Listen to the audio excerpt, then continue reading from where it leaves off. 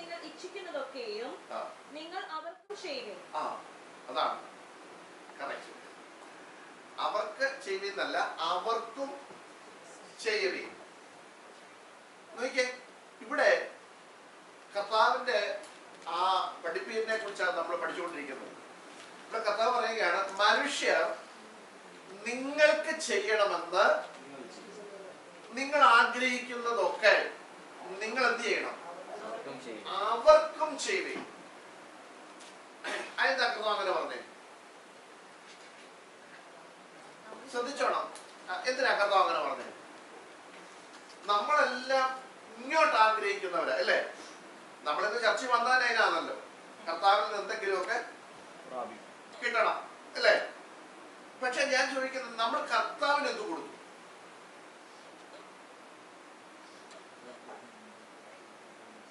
നമ്മൾ കർത്താവിൽ നിന്ന്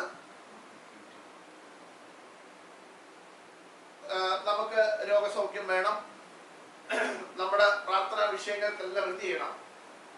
വിടുതൽ വേണം. ഇതെല്ലാം നമ്മൾ കർത്താവിൽ നിന്ന് എന്ത് ചെയ്യുക? മേടിക്കുക അല്ലേ? പക്ഷേ നമ്മൾ കർത്താവിന് എന്തെങ്കിലും കൊടുത്തിട്ടുണ്ടോ?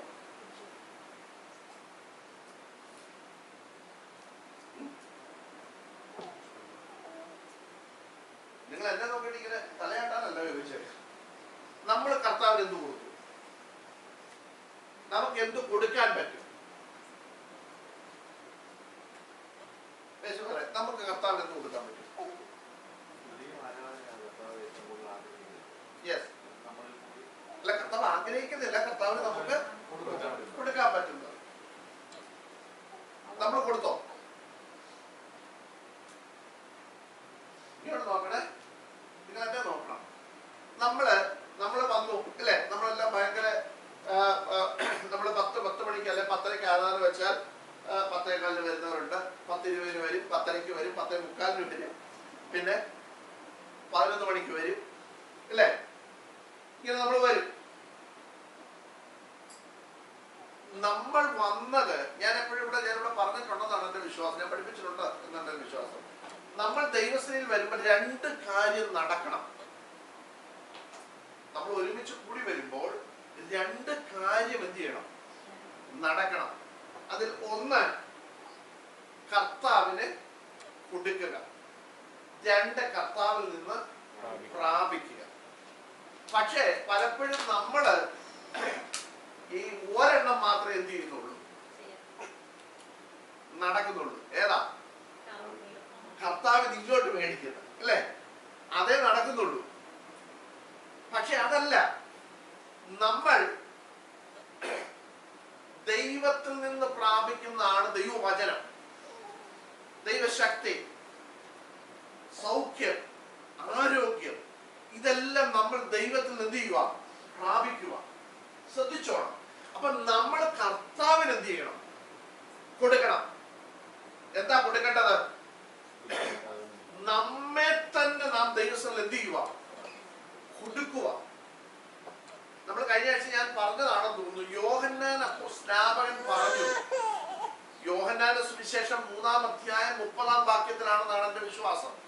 അവിടെ ഇങ്ങനെയാ പറഞ്ഞിരിക്കുന്നത്, ഞാനോ കുറയണം, കർത്താവ് എന്നിൽ എന്ത് ചെയ്യണം?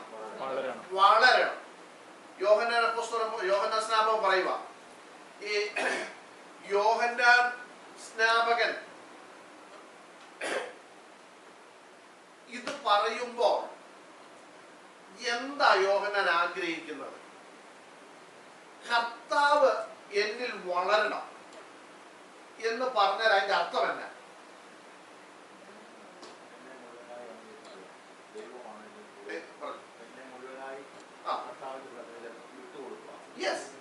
കർത്താവ് എന്നിൽ വളരണം എന്ന് പറഞ്ഞാൽ അതിന്റെ അർത്ഥം കർത്താവിന്റെ ഇഷ്ടം എന്നിൽ എന്ത് ചെയ്യണം?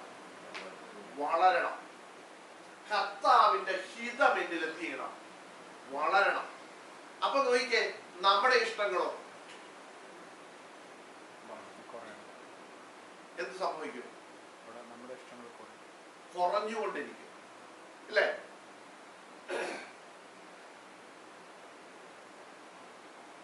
കർത്താവ് നമ്മിൽ വളരാനിടയാകും. നമ്മൾ പലപ്പോഴും അതിനുള്ളൊരു അവസരം നമ്മൾ ഒരുക്കുന്നില്ല. നമ്മൾ ഞാൻ പറയാൻ വന്ന വിഷയം, ദൈവസന്നിധി നമ്മൾ വരുമ്പോൾ ഒന്ന് നമ്മൾ കർത്താവിന് കൊടുക്കുന്നു. നമ്മെ തന്നെ കർത്താവിന് എന്ത് ചെയ്യുക? കൊടുക്കുക. ആരാധനയിൽ ഞാൻ പറഞ്ഞു, ഇവിടെ ഞാൻ പഠിപ്പിച്ചിട്ടുള്ള എടുത്തു പറയുന്നില്ല, ആരാധന കർത്താവിന് കൊടുക്കുന്നു. ഇനി നമ്മൾ വിചാരിക്കരുത് നമ്മൾ ഇവിടെ വന്ന് കുറെ കൈയടിച്ച് അല്ലേലിയ പറഞ്ഞില്ലെങ്കിൽ കർത്താവ് എന്ത് ചെയ്തില്ല. കർത്താവ് ആകത്തില്ലെന്നൊക്കെയുള്ള ഒരു ചിന്ത നമുക്കുണ്ട്. നമ്മൾ സ്തുതിച്ചാൽ മാത്രമേ കർത്താവ് ആരാകത്തുള്ളൂ, ദൈവമാകത്തുള്ളതൊക്കെയുള്ള ചിന്ത നമുക്ക് പലപ്പോഴും ഉണ്ട്. ഞങ്ങൾ വന്ന് കൈയടിക്കണം, ആരാധിക്കണം, ഞങ്ങൾ സ്തോത്രം പറയണം, ഹല്ലേലൂയ പറഞ്ഞാൽ മാത്രമേ കർത്താവ് പിന്നെ തോന്നത്തുള്ളൂ കർത്താവാണെന്ന്. അങ്ങനൊന്നുമില്ല. നമ്മൾ കർത്താവിനെ ആരാധിക്കുന്നത് ദൈവമായതുകൊണ്ടാണ്. അല്ല നമ്മൾ ഇങ്ങനെ കുറെ പറയുമ്പം അങ്ങ് ദൈവമായിട്ട് മാറുമല്ല. അതാണ് നമ്മുടെ ദൈവവും മറ്റ് ദൈവങ്ങളും തമ്മിലുള്ള വ്യത്യാസം. ഭൂമിയിൽ ദൈവമാകുന്നത് കുറെ ആളുകൾ അവരെ ഇങ്ങനെ പൊക്കി അവരൊത്തിരി കാര്യങ്ങൾ ചെയ്യുമെന്നൊക്കെ പറഞ്ഞ് ഇങ്ങനെ പബ്ലിസിറ്റി കൊടുത്ത് അവരെ ആരാക്കി മാറ്റുക, ദൈവമാക്കുക. പക്ഷേ നമ്മൾ ആരാധിക്കുന്ന ദൈവം അവൻ ദൈവമായതുകൊണ്ട് നമ്മൾ അവനെ എന്ത് ചെയ്യുക? ആരാധിക്കുക. മനസ്സിലായോ അതിന്റെ വ്യത്യാസം? അപ്പൊ ശ്രദ്ധിച്ചോണം, നമ്മൾ ആരാധന കർത്താവിന് കൊടുക്കുന്നു, കർത്താവിൽ നിന്ന് നാം പ്രാപിക്കുന്നു. മനസ്സിലായോ? അപ്പൊ ഇത് രണ്ടും നമ്മുടെ ആരാധനയിൽ നാം കൂടി വരുമ്പോൾ നടക്കുന്നില്ല എങ്കിൽ നമ്മൾ വന്നത് എന്തായിട്ടില്ല. വന്ന കാര്യം ഇതുവരെ അത് കറക്റ്റായിട്ട് അതിന്റെ ഒരു പൂർണ്ണതയിൽ എന്ത് ചെയ്തിട്ടില്ല, എത്തിയിട്ടില്ലെന്ന് ഓർത്തോണം. മനസ്സിലായോ? ഇവിടെ നമ്മൾ വായിക്കുമ്പോൾ നമ്മൾ ഇങ്ങനെയാണ് വായിക്കുന്നത്, മനുഷ്യർ നിങ്ങൾക്ക് ചെയ്യണമെന്ന് നിങ്ങൾ ഇച്ഛിക്കുന്നതൊക്കെയും നിങ്ങൾ അവർക്കും ചെയ്യുവേ. കണ്ടോ? അപ്പൊ നമുക്ക് മറ്റുള്ളവരിൽ നമ്മൾ എന്തൊക്കെയാ പ്രതീക്ഷിക്കുന്നത്? ഇവിടെ എന്തിനെ കുറിച്ചായിരിക്കും പറഞ്ഞേക്കുന്നത്? നിങ്ങൾ എല്ലാവരും ആ വാക്യം ഒന്ന് വായിച്ചു നോക്കിക്കേ. അവനെ ആ വാക്യം ഇട്ട് മാത്യു 7:12 നിങ്ങൾ ശ്രദ്ധിച്ചു വായിക്കണം. മനുഷ്യർ നിങ്ങൾക്ക് ചെയ്യണമെന്ന് നിങ്ങൾ ഇച്ഛിക്കുന്നതൊക്കെയും നിങ്ങൾ അവർക്കും ചെയ്യുകയും. ഇവിടെ എന്തിനാ ഉദ്ദേശിക്കുന്നത്?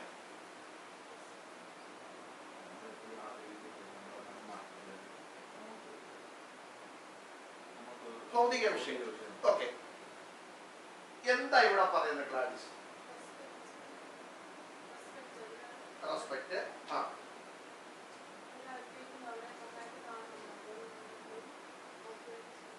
യെസ്. നോക്കിക്കേ, ഇവിടെ ഭൗതിക വിഷയം മാത്രമല്ല, അതിനപ്പുറത്ത് നമ്മൾ മറ്റൊരാളിന് ആഗ്രഹിക്കുന്ന ദയ, നമ്മളോട് ദയ കാണിക്കണം. കർത്താവിന്റെ പ്രാർത്ഥനയിൽ കർത്താവ് പറഞ്ഞ ഒരു ലൈനോട് ഇതിനോട് ചേർത്ത് നമുക്ക് പഠിക്കാൻ പറ്റും. ഞങ്ങളുടെ കടക്കാരോട് ഞങ്ങൾ ക്ഷമിക്കുന്നത് പോലെ ഞങ്ങളുടെ കടങ്ങളെയും ഞങ്ങളോട് ക്ഷമിക്കണേ. 6-ാം അധ്യായത്തിൽ നമ്മൾ വായിക്കുന്നു. നോക്കിക്കേ, അപ്പൊ നമ്മളോട് കടപ്പെട്ടവർ നമ്മളോട് ക്ഷമിക്കണമെന്ന് നമ്മൾ ആഗ്രഹിക്കുന്നത് പോലെ നമ്മൾ എന്ത് ചെയ്യണം? നമ്മൾ ക്ഷമിക്കണം. ഇത് നമ്മൾ ക്ഷമിക്കത്തില്ല, ബാക്കിയുള്ളവരുടെ എന്നോട് എന്ത് ചെയ്തോണം? ഞാൻ പറഞ്ഞ മനസ്സിലായോ? ഞാൻ നിങ്ങൾ ആരെങ്കിലും ഒരു വാക്ക് പറഞ്ഞാൽ ഞാൻ എന്ത് ചെയ്യത്തില്ല? എനിക്ക് പറ്റത്തില്ല, ഞാൻ ക്ഷമിക്കത്തില്ല. പക്ഷെ നിങ്ങളല്ല എന്നോട് എന്ത് ചെയ്തോണം? ഞാൻ എന്തോ പറഞ്ഞാൽ നിങ്ങൾ എന്ത് ചെയ്തോണം? ഞാൻ ഒരു ഉദാഹരണം പറഞ്ഞു, കേട്ടോണം. അതല്ല, നമ്മളെ എല്ലാവരും റെസ്പെക്ട് ചെയ്യണം നമ്മൾ ആഗ്രഹിക്കുന്നുണ്ടെങ്കിൽ നമ്മൾ എന്ത് ചെയ്യണം? നമ്മൾ റെസ്പെക്ട് ചെയ്യണം. അതാ ഇവിടെ പറഞ്ഞിരിക്കുന്നത്. മനുഷ്യർ നിങ്ങൾക്ക് ചെയ്യണമെന്ന് നിങ്ങൾ എന്തൊക്കെ ഇച്ഛിക്കുന്നുണ്ടോ അത്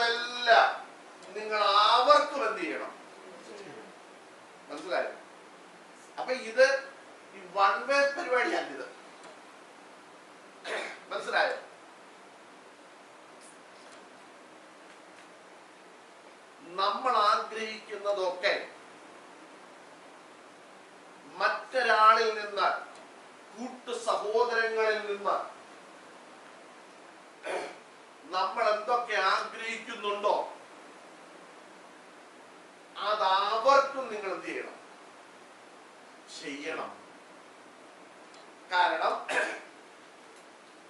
അവിടെ പറയുന്നു ന്യായപ്രമാണവും പ്രവാചകന്മാരും ഇത് തന്നെ. എന്താ എന്ന് പറഞ്ഞ ന്യായപ്രമാണവും പ്രവാചകന്മാരും പഠിപ്പിക്കുന്നത് ഇത് തന്നെയാണ്. നിങ്ങൾക്ക് എന്തെങ്കിലും ആരെങ്കിലും ചെയ്യണമെന്ന് നിങ്ങൾ ആഗ്രഹിക്കുന്നുണ്ടെങ്കിൽ നിങ്ങളിൽ നിന്ന് ആദ്യം അത് എന്ത് ചെയ്യണം? വരണം. മനസ്സിലായോ? നമ്മൾ ഇനി ഒരു കാര്യം കൂടെ പറയാം. നമ്മൾ ദൈവമക്കൾ എന്ന് അഭിമാനിക്കുന്നവരിൽ നിന്ന് നമ്മൾ ചിലപ്പോൾ പറയത്തില്ല, ലോക മനുഷ്യൻ ചെയ്യാത്തതാണ് അവൻ ചെയ്തത് നമ്മൾ പറയത്തില്ല ചില വിഷയങ്ങൾ. അപ്പൊ അതിന്റെ അർത്ഥം എന്നാ? നമ്മൾ കനിവ് കാണിക്കേണ്ട ചില സാഹചര്യങ്ങളിൽ നമ്മൾ മാറി നിൽക്കും.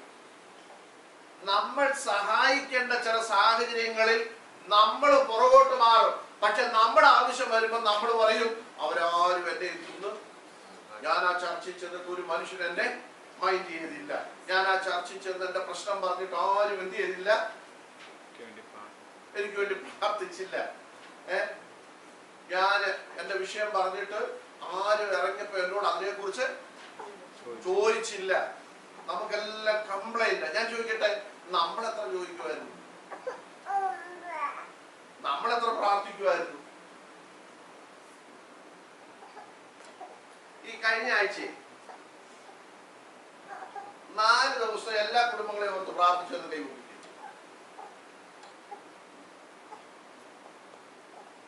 ഞങ്ങൾക്ക് വേണ്ടി ഇതാ കർത്താവ് പറഞ്ഞു, ഞങ്ങൾക്ക് വേണ്ടി നിങ്ങളെല്ലാം എന്ത് ചെയ്തോണം? പ്രാർത്ഥിച്ചോണം. മറ്റവർക്ക് വേണ്ടി പ്രാർത്ഥിച്ചത് കൈ നോക്കിക്ക്.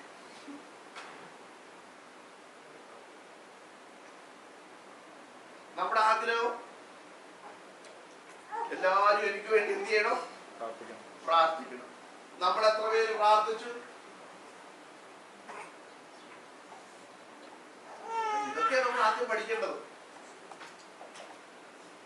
കഥാപരയാണ്. മനുഷ്യർ നിങ്ങൾക്ക് വേണ്ടി എന്തെങ്കിലും ചെയ്യണം നിങ്ങൾ ആഗ്രഹിക്കുന്നുണ്ടെങ്കിൽ നിങ്ങൾ ആദ്യം അവർക്ക് വേണ്ടി ചെയ്യും.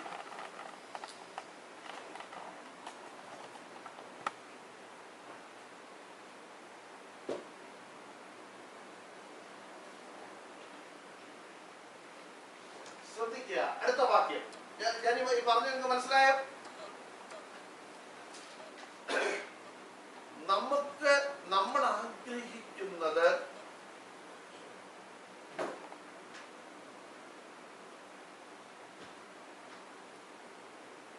ഈ കർത്താവ് ഇത് പറയുമ്പോൾ ഈ കപടഭക്തിക്കാരൻ എന്ന് പറഞ്ഞൊരു ഗ്രൂപ്പിനെ കുറിച്ച് കർത്താവ് പറയുന്നു.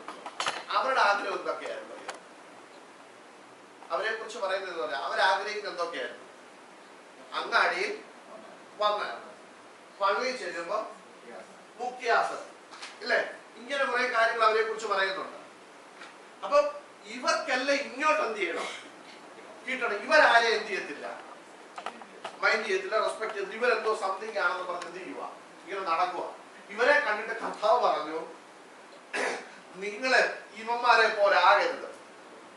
നിങ്ങളാകേണ്ടത്, നിങ്ങൾക്ക് ആരെങ്കിലും എന്തെങ്കിലും ചെയ്യണമെന്ന് നിങ്ങൾക്ക് ആഗ്രഹം തോന്നുന്നുണ്ടെങ്കിൽ നിങ്ങൾ ആദ്യം അത് അങ്ങോട്ട് എന്ത് ചെയ്തോണം? ചെയ്തോണം. മനസ്സിലായോ? ഇനി ഞാൻ പറയട്ടെ, ഭൗതിക വിഷയമാണെങ്കിലും പറഞ്ഞു ഭൗതിക വിഷയം നമ്മള് പറയുക, ഞാൻ ചോദിച്ചിട്ട് ആരും എനിക്ക് പൈസ തന്നില്ല. ഞാൻ ചോദിക്കാൻ ചെന്നപ്പോഴേ എല്ലാവരും ഓടി പറഞ്ഞു. നമ്മളോ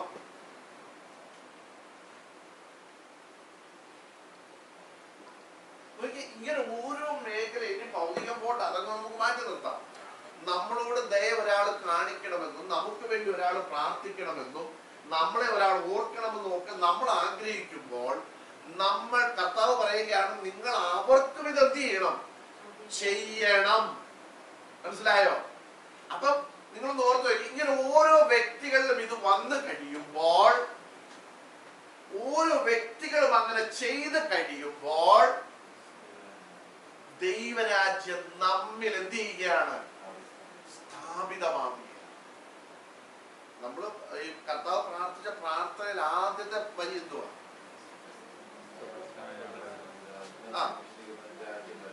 നിന്റെ രാജ്യം വരണമേ.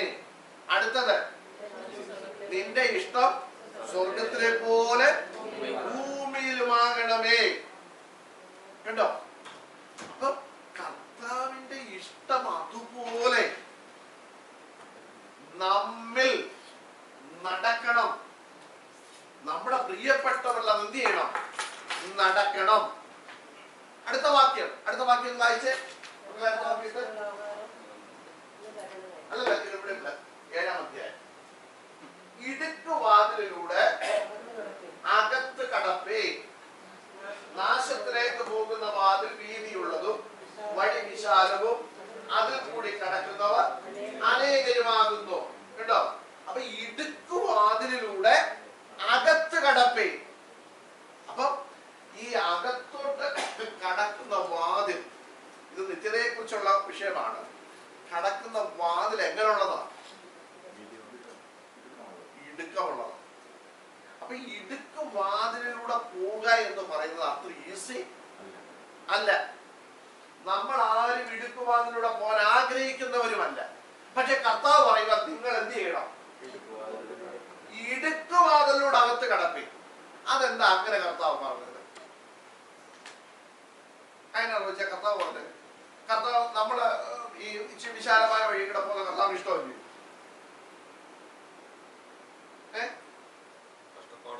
കഷ്ടപ്പാടും കുറെ ഫിൽട്രേഷൻസ് എല്ലാം കാണും. നമ്മൾ നിത്യതയിൽ എത്തണമെങ്കിൽ നമ്മുടെ ലൈഫിലെ എന്തുവാ, നമ്മൾ ഈ ലോകത്തിൽ ജീവിക്കുന്ന സൗകര്യം എല്ലാം കളഞ്ഞിട്ട് വെച്ചാൽ ആ ദൈവം ആഗ്രഹിക്കുന്ന ആ രീതിയിൽ പോണെങ്കിൽ അത് ഇടുക്ക് വാതിലാണ്.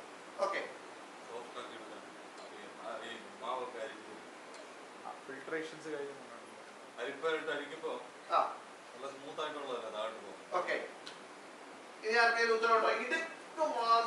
കടപ്പി നമുക്ക് ചുമ്മാ പോകാൻ പറ്റില്ല.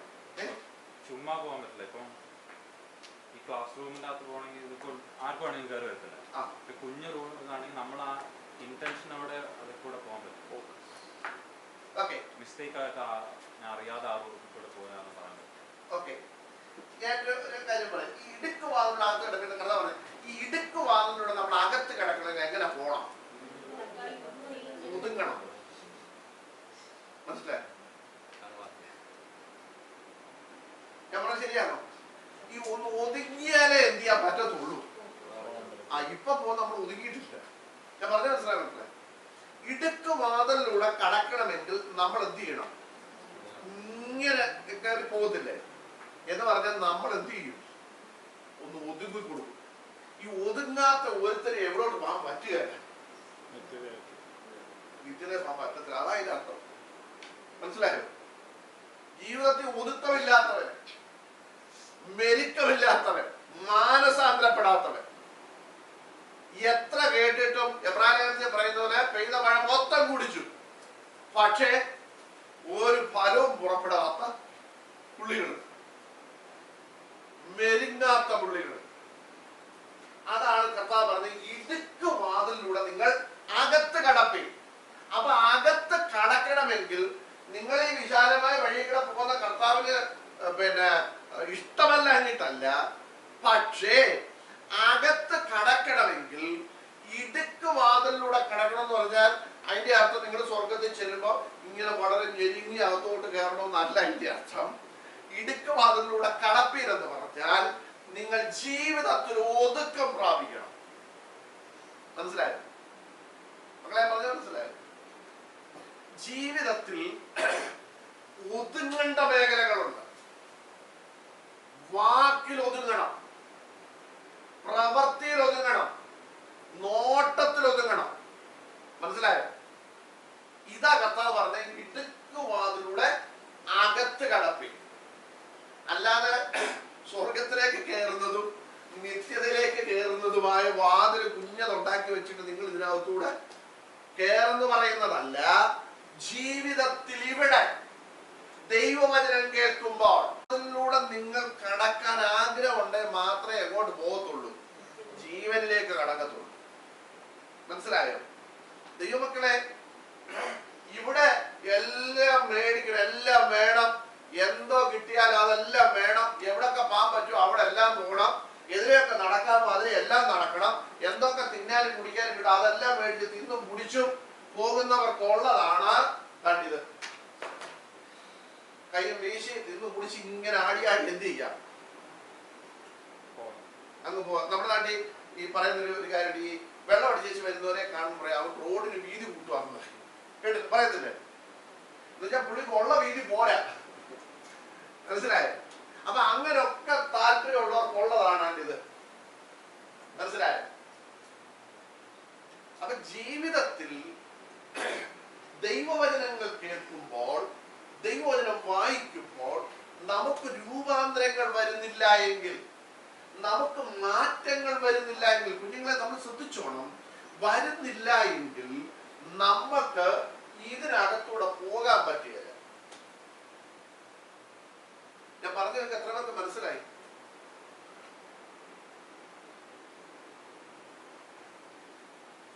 അപ്പൊ നമ്മള് ഇപ്പൊ ഞാന് ഇത് പറഞ്ഞു, ഓക്കെ, ഞാൻ എന്റെ ജീവിതത്തിൽ ഒതുക്കം വരുന്നില്ല എങ്കിൽ ഞാനും എവിടെ പോവുകയല്ല. ഇത് സകല മനുഷ്യരോടും പറയുന്നതാ. ഇടുക്കുവാതിലൂടെ അകത്ത് കടപ്പീൻ. ഇത് ഈ അകത്ത് കടക്കാൻ ആഗ്രഹിക്കുന്ന ആരൊക്കെ ഭൂമിയിലുണ്ടോ അവരെല്ലാം ഇതിനകത്തൂടെ കേറിയാൽ മാത്രമേ എവിടെ പോകത്തുള്ളൂ, ജീവനിലെത്തത്തുള്ളൂ. അതൊക്കെ പോയിട്ട് ഇങ്ങോട്ട് പാസ്റ്റർ ആയാലും വിശ്വാസിയായാലും അച്ഛനായാലും കപ്പിയാരായാലും ആരായാലും. മനസ്സിലായോ? എന്റെ എൻട്രി 10,000 ചർച്ച ഉണ്ടെന്ന് പറഞ്ഞാലും ഞാൻ പോകണമെങ്കിൽ ഒതുങ്ങിയാലേ പറ്റും. മനസ്സിലായോ? ഇവിടെ മുതലാളി കളിച്ചൊക്കെ എന്ത് ചെയ്യാം, 50 ചർച്ച ഉണ്ട്, 5000 ചർച്ച ഉണ്ടെന്നൊക്കെ പറഞ്ഞ് വലിയ ആളായിട്ടൊക്കെ എന്ത് ചെയ്യാം, നടക്കാം. പക്ഷേ നിത്യതയിലെത്തണമെങ്കിൽ ഇടുക്കുവാതിലൂടെ നീ അകത്ത് കടക്കാൻ ശ്രമിച്ചാലേ നിനക്ക് എന്ത് ചെയ്യത്തുള്ളൂ, കടക്കാൻ പറ്റത്തുള്ളൂ. അപ്പൊ ജീവിതത്തിൽ ഒതുക്കുക. ജീവിതത്തിൽ നമ്മൾ കണ്ടിട്ടില്ലേ, നിങ്ങൾക്കറിയാവുന്ന ഞങ്ങളുടെ നാട്ടിലൊക്കെ ഈ തേക്ക്, ആഞ്ഞിലി, ഇതിനൊക്കെ ഭയങ്കര പ്രിയമാണ്. ആഞ്ഞിലിയൊക്കെ, ആഞ്ഞിലിത്തടി വള്ളം ഉണ്ടാക്കാൻ ഒറ്റത്തടി കിട്ടണം, ഭയങ്കര നീളമാണ്. അപ്പൊ ഞങ്ങൾ അതിന് ചെയ്യുന്ന ഒരു പരിപാടിയുണ്ട്. അതായത് ഇതിങ്ങനെ വളർന്ന് കുറെ വണ്ണം വെച്ച് കഴിയുമ്പോൾ ഈ ശാഖകൾ വരും. ഇതെല്ലാം ഒരു വർഷം 1.5 വർഷം കൂടുമ്പം ഈ തേങ്ങ ഇടുന്ന ആളിനെ വിളിച്ച് എന്ത് ചെയ്യും, ചോദിക്കും. ഇതെല്ലാം കട്ട് ചെയ്ത് എന്ത് ചെയ്യും, കളയും. എന്തിനാന്നറിയാം? ഇത് ഒറ്റ തടിയായിട്ട് നല്ല ഒതുക്കമുള്ള തടിയായിട്ട് എന്ത് ചെയ്യണം. ഇല്ലെങ്കിൽ ഇതെല്ലാം വളർന്ന് ഭയങ്കര ശാഖയായിട്ട് അങ്ങോട്ടും ഇങ്ങോട്ടും ഒക്കെ വളർന്ന് വലിയ വണ്ണം വെച്ചിട്ട് ഈ തടിക്ക് എന്ത് കിട്ടത്തില്ല, വില കിട്ടത്തില്ല. കാരണം വള്ളം ഉണ്ടാകുന്ന, ഉൾക്കടലിൽ പോകുന്ന മീൻ പിടിക്കാൻ പോകുന്ന വള്ളം ഉണ്ടാക്കണമെങ്കിൽ ഭയങ്കര നീളത്തിലുള്ള ആഞ്ഞിലിത്തടി വേണം. അപ്പൊ ഇത് ചോദിക്കുന്ന വിലയാണ് ഈ തടിക്ക്. നല്ല വിലയുള്ളതാക്കി എടുക്കണമെങ്കിൽ എന്ത് ചെയ്യണം? ഇതെന്ത് ചെയ്യണം? വെട്ടി ഒതുക്കണം. കർത്താവ് പറഞ്ഞില്ലേ, ഫലം കായ്ക്കുന്നതൊക്കെ അധികം ഫലം കായ്ക്കേണ്ടതിന് എന്തോ ചെയ്യുമെന്നാ പറഞ്ഞത്? ചെത്തി വെടിപ്പാക്കൂ. ഇല്ലേ? എവിടെ എഴുതിയേക്കുന്നത്? യെസ്, ഒന്ന് വായിച്ചേ. ബാക്കി ഒന്ന് വായിച്ചേ. യോഹന്നാന്റെ സുവിശേഷം 14 അല്ലേ? ഒന്ന് വായിച്ചേ. എത്ര മക്കളെ? 15. 15. ഞാൻ സാക്ഷാൽ ഞാൻ സാക്ഷാൽ മുന്തിരിവള്ളിയും എന്റെ പിതാവ് തോട്ടക്കാരനുമാകുന്നു. എന്നിൽ കായ്ക്കാത്ത കൊമ്പുകളൊക്കെയും അവൻ എന്ത് ചെയ്യുന്നു? നീക്കിക്കളയുന്നു. അടുത്തത്, കായ്ക്കുന്നതൊക്കെയും അധികം ഫലം കായ്ക്കേണ്ടതിന് ചെത്തി എന്ത് ചെയ്യും? വെടിപ്പാക്കുന്നു. കണ്ടോ? അപ്പം ഈ ചെത്തി വെടിപ്പാക്കുന്നത് എന്തിനാണെന്നറിയോ? അധികം ഫലം കായ്ക്കാൻ. ഇനി ഓർത്തോണം, ഈ ശാഖ ഒത്തിരി കൂടിയാൽ ഈ ഇടുക്കുവാതിൽ കൂടെ എന്ത് ചെയ്യാൻ പറ്റത്തില്ല, പോകാൻ പറ്റത്തില്ല. കാരണം ഈ ശാഖ എല്ലാം കൂടെ വെച്ചോണ്ട് അതിനകത്തൂടെ കയറ്റി വിടാൻ പറ്റത്തില്ല. നിങ്ങൾ കണ്ടിട്ടില്ല, ഇവിടെ ഈ എയർപോർട്ടിൽ ചെല്ലുമ്പോൾ, ഡൊമസ്റ്റിക് എയർപോർട്ടിൽ ചെല്ലുമ്പോഴ് നമ്മുടെ കയ്യിൽ ഒരു പെട്ടിയൊക്കെ തൂക്കി പിടിച്ച് അങ്ങോട്ട് ചെയ്തു, അങ്ങോട്ട് ചെല്ലുന്നുണ്ടെങ്കിൽ അവിടെ ഒരു സാധനം വെച്ചിട്ടുണ്ട്. കണ്ടിട്ടുണ്ടോ? ഇരുമ്പിന്റെ ഒരു പെട്ടി പോലെ ഒരു സാധനം ഉണ്ടാക്കി വെച്ചിട്ടുണ്ട്. അവർ പറയും ഈ പെട്ടി അതിനകത്തോട്ട് ഇടാൻ പറയും. ഇടുന്നുണ്ട്, ചിലരുടെ പെട്ടി ഇടുന്നുണ്ട് നമ്മളെക്കാൾ നീളത്തി ഇങ്ങനെ നിൽക്കും അല്ലേ? ചിലത് അങ്ങോട്ട് ഇടുന്നുണ്ട് താഴോട്ടാണ് പോകും.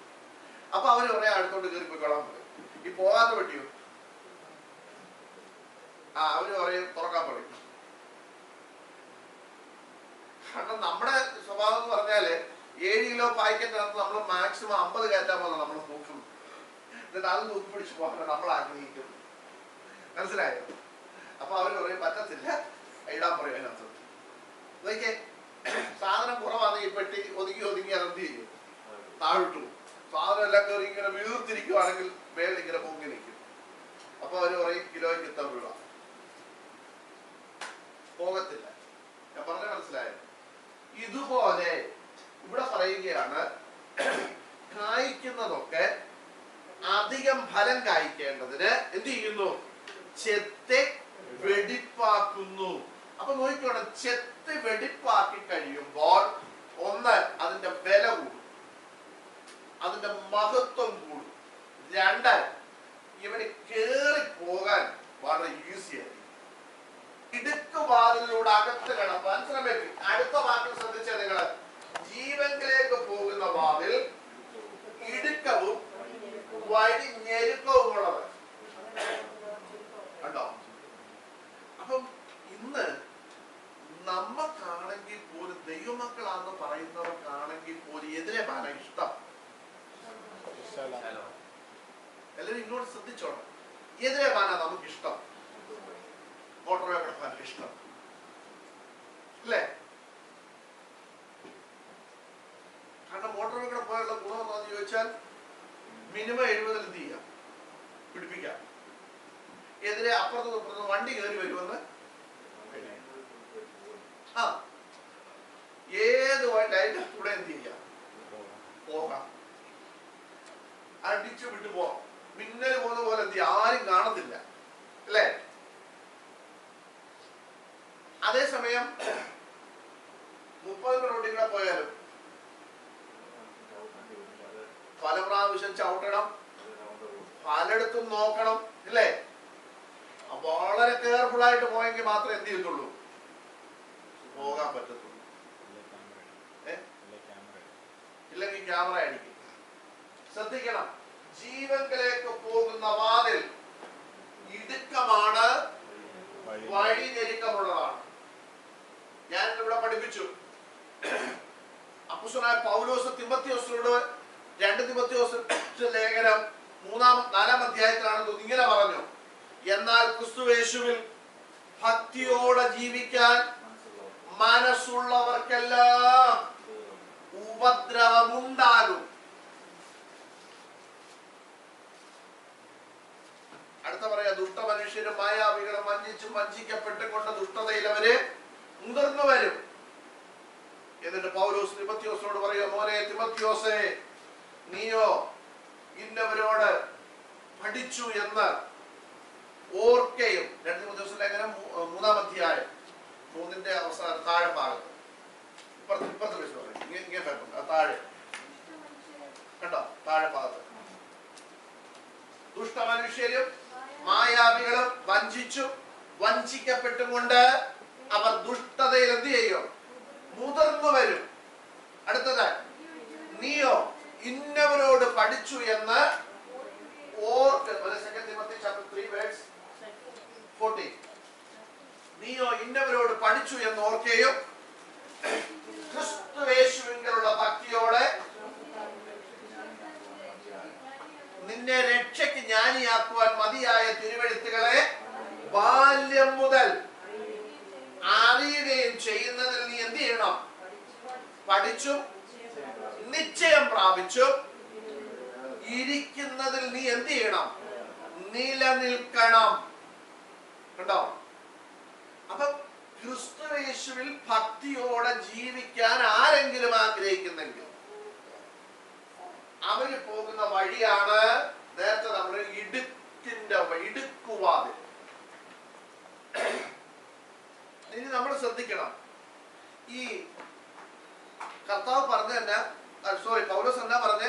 ക്രിസ്തുയേശുവിൽ നീ ഭക്തിയോടെ ജീവിക്കാൻ ആഗ്രഹമുണ്ടെങ്കിൽ, മനസ്സുണ്ടെങ്കിൽ, അങ്ങനെ എഴുതിയേക്കുന്നത്. മനസ്സുള്ളവർക്കല്ല എന്തുണ്ട്? ഉപദ്രവമുണ്ട്, അവർക്ക് കഷ്ടതയുണ്ട്, അവർക്ക് പ്രശ്നങ്ങളുണ്ട്. മനസ്സിലായോ? ഇനി നിങ്ങൾ ഒരു കാര്യം, ഞാൻ ഇതിനോട് ചേർത്തൊരു കാര്യം ഞാൻ നിങ്ങൾ പറയാം. നമ്മളിപ്പോ എടുത്ത മത്തായി സുവിശേഷം 7-ാം അധ്യായത്തിൽ അടുത്ത ഭാഗത്തേക്ക് നമ്മൾ വരുമ്പോൾ നമ്മൾ അത് പഠിക്കാൻ പോവാം. അതുകൊണ്ട് മുഖവരിയായിട്ട് ഞാൻ ഒരു കാര്യം ഈ വാക്യത്തോട് ചേർത്ത് നിങ്ങളോട് പറയാം. അങ്ങനെയാണെങ്കിൽ നിങ്ങളുടെ പ്രശ്നമെല്ലാം മാറാൻ പോവാം. നിങ്ങളുടെ എല്ലാ പ്രശ്നങ്ങളും ഇന്ന് ഞാൻ പ്രാർത്ഥിച്ച് മാറ്റാൻ പോവാം. നിങ്ങൾ ഇങ്ങോട്ട് വന്നു കഴിഞ്ഞാൽ നിങ്ങളുടെ പ്രശ്നമെല്ലാം മാറും എന്ന് പറയുന്നത് വചന വിരുദ്ധം. ശ്രദ്ധിച്ചോണം. കർത്താവ് പറയുന്നു ലോകത്തിൽ നിങ്ങൾക്ക് എന്തുണ്ട്? അപ്പൊ ഞങ്ങളെ പോലുള്ള പാസ്റ്റർമാർ പറയും നിങ്ങളുടെ കഷ്ടമല്ല ഇപ്പൊ എന്ത് ചെയ്യാൻ പോവാം? എല്ലാം മാറാൻ പോവാം, ഞാൻ പ്രാർത്ഥിക്കാൻ പോവാം. ശ്രദ്ധിച്ചോണം. ഈ കർത്താവ് ഒരിക്കലും പറഞ്ഞില്ലേ, കർത്താവേ ഞങ്ങൾ നിന്റെ നാമത്തിൽ ഭൂതങ്ങളെ പുറത്താക്കി, നിന്റെ നാമത്തിൽ ഞങ്ങൾ രോഗികളെ എന്ത് ചെയ്തു? സൗഖ്യമാക്കി, നിന്റെ നാമത്തിൽ ഞങ്ങൾ വീര്യപ്രവൃത്തികൾ ചെയ്തു. കർത്താവ് എന്നാ പറഞ്ഞേ? ഞാൻ നിങ്ങളെ ഒരു നാളും അറിയുന്നില്ല. അപ്പൊ ഇത് ആരോടാ പറയുന്നതെന്ന് അറിയോ? ഈ പുള്ളികളോടാ പറയുന്നത്. ഏത് പുള്ളികളോട്? ഈ പ്രശ്നം തീർക്കാൻ നടക്കുന്ന പുള്ളികളോട്, കഷ്ടമെല്ലാവരുടെയും മാറ്റാൻ നടക്കുന്ന പുള്ളികളോട് കർത്താവ് പറയും ഞാൻ നിങ്ങളെ ഒരു നാളും അറിയുന്നില്ല. കാരണം ഇവൻ ചെയ്യുന്നത് പാപം. ഈ വചനം വെച്ചുകൊണ്ട് ഇവൻ എന്നാ ചെയ്യുന്നത്? പാപമാ ചെയ്യുന്നത്. കാരണം കർത്താവ് പറഞ്ഞ വചനത്തിന് വിരുദ്ധമായിട്ട് ഞാൻ നിങ്ങളോട് പ്രസംഗിക്കുക. കർത്താവ് പറഞ്ഞു ഞാൻ ഈ പറഞ്ഞ വചനത്തിന് വിരുദ്ധമായിട്ട് സ്വർഗത്തിൽ നിന്നൊരു ദൂതൻ ഇറങ്ങി വന്ന് പറഞ്ഞാലും അവൻ ആരാ? ശപിക്കപ്പെട്ടവൻ. കണ്ടോ?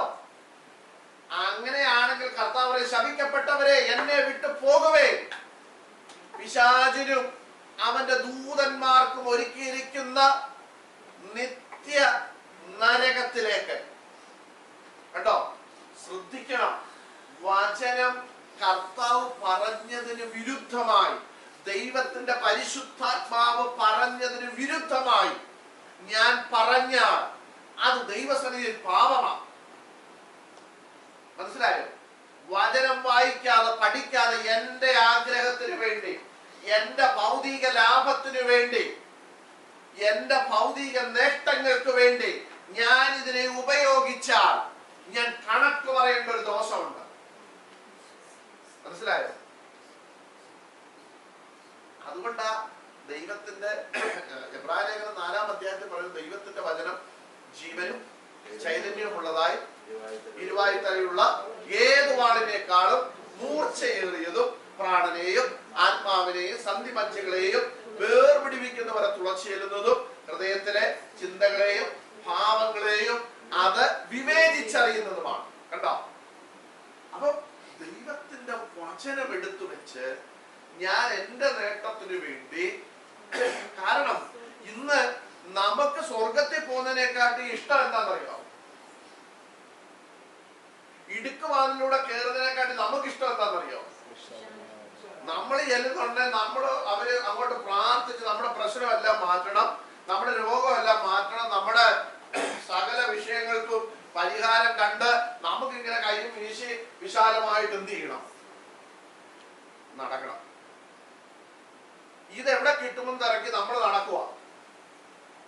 ഇതെവിടാ കിട്ടുന്നത്? അങ്ങനെ പോയപ്പോഴാണ് ഒരിടത്ത് പറയുന്നു, ഇങ്ങോട്ട് പോരെ, നിങ്ങളുടെ പ്രശ്നങ്ങൾക്കെല്ലാം ഇന്ന് ഇവിടെ എന്തുവാ, നിങ്ങളുടെ കഷ്ടപ്പാടെല്ലാം ഇന്ന് മാറാൻ പോവാ, കേറി അങ്ങോട്ട് ചെന്നു. പുള്ളി പറഞ്ഞു, നിങ്ങളുടെ പ്രശ്നമെല്ലാം ഇന്ന് മാറുക, നമുക്ക് ചർച്ചിന്റെ ആവശ്യത്തിന് 1000 പൗണ്ട് വേണം, പൊന്നി 1000 പൗണ്ട് ഇട്ടു പോകണം. ഇവിടെ അല്ല കേട്ടോ. കാരണം പുള്ളി പറഞ്ഞു കഷ്ടപ്പാടെല്ലാം ഇന്ന് എന്ത് ചെയ്യാൻ പോവാ, മാറ്റാൻ പോവാ, എല്ലാം മാറുക. പൊന്നി പറഞ്ഞ 1000 എന്തിനാക്കുന്ന, 1500 ഇരിക്കണം. കൊടുത്തു. കഷ്ടപ്പാടൊന്നും മാറിയില്ലെങ്കിലും കുഴപ്പമില്ല, നമുക്കിത് കേൾക്കുന്ന ഒരു സുഖമാണ് അല്ലേ? കർത്താവ് നിന്നെ അനുഗ്രഹിക്കാൻ പോകുന്നു, നിന്നെ അതാക്കാൻ പോകും, ഇതാക്കാൻ പോകും. ആയില്ലേലും നമുക്ക് പ്രശ്നമൊന്നുമില്ല. കാരണം ഈ അങ്ങനെ നമുക്ക് പ്രശ്നം ഉണ്ടായിരുന്നു, നമ്മൾ പിന്നെ ഇവരുടെ കീഴിൽ പോയി എന്ത് ചെയ്യത്തില്ലായിരുന്നു, ഇരിക്കത്തില്ലായിരുന്നു. കാരണം നമുക്കിത് കേൾക്കുമ്പോൾ ഒരു സുഖമാണ് അല്ലേ? ഇത് കേട്ടാ മതി, ഇതൊന്നും നടന്നില്ലെങ്കിലും നമുക്ക് പ്രശ്നമൊന്നുമല്ല.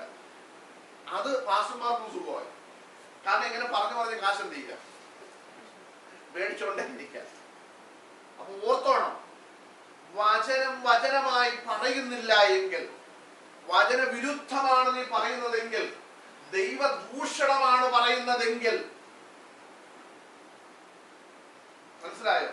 ദൈവത്തിൽ വായിക്കുന്നില്ലേ, പരിശുദ്ധാത്മാവിനെതിരായിട്ട് നീ സംസാരിച്ചാൽ, ദൂഷണം പറഞ്ഞാൽ, എന്താ അത്? പരിശുദ്ധാത്മാവിനാൽ എഴുതപ്പെട്ട ദൈവവചനത്തിനെതിരായിട്ട് നീ സംസാരിച്ചാൽ, അതിനെ നീ എടുത്ത് നിന്റെ ആവശ്യത്തിന് നീ ഉപയോഗിച്ചാൽ, നിനക്ക് കാശുണ്ടാക്കാൻ നീ ഉപയോഗിച്ചാൽ, നീ കണക്ക് പറയേണ്ടി വരും. സകല ഉപദേശമാരും കണക്ക് പറയേണ്ടി വരും. ഇതൊന്ന് ഹൈലൈറ്റ് ചെയ്തിട്ടേക്കണം.